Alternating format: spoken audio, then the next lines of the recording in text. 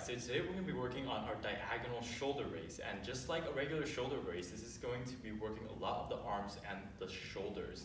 However, with the diagonal component added, we're going to get a little core engagement from this as well. So while we're doing this, make sure we keep the core engaged, firm grip on the kettlebell.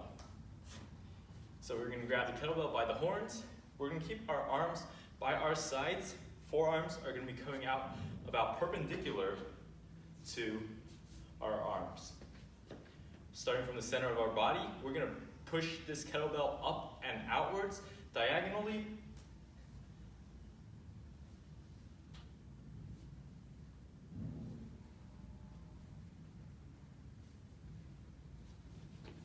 So as we bring the kettlebell up, the goal is to push it up and away from you. So we're going from side to side there. Now, while we're doing this movement, we can do it with one side at a time or alternating between the sides. And that is our diagonal shoulder raise.